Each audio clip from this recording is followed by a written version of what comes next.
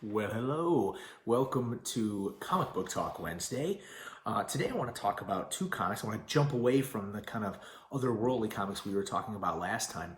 And instead I want to look at right back to the superheroes, the core of comics, what makes comics great.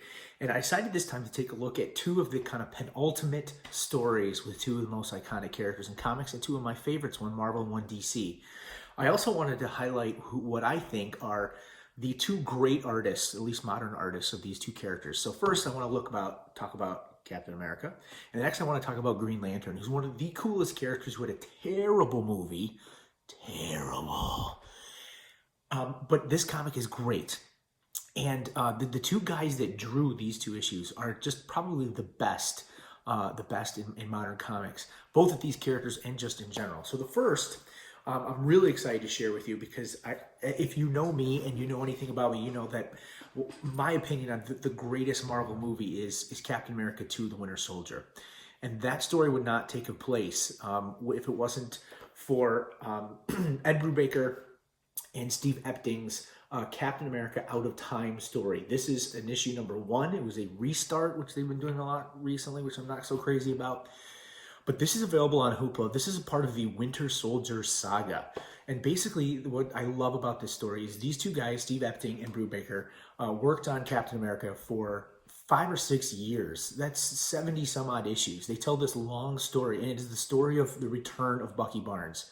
So this comic, this right here, is what the Russo brothers, who wrote and directed Captain America Civil War, this is what they based their entire story on, is these comics. And you can tell just from the artwork, this hyper-realistic setting. It's very like spy thriller, a little darker Captain America.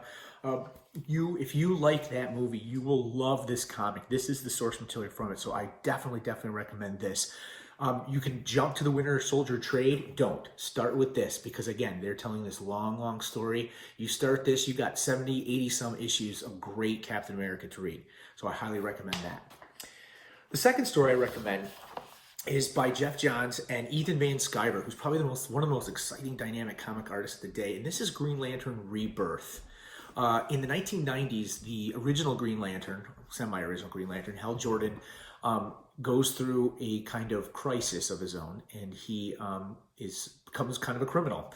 I won't give anything away, but he dies at the end of this story. This is about his return, and it is done in such an imaginative way that sets off a run of Green Lantern by Jeff Johns, Ethan Van Sciver, and a few other artists that goes on for a decade, that is just some of the best comics out there, into the Sinestro Corps War, into the War of Light, and into Blackest Night, which is one of the most exciting DC comics to come out in the last 20 years. But it all starts here with Green Lantern Rebirth. And just to give you a hint of what you might be in for if you pick up this comic, look at some of this artwork done by Ethan Van Sciver.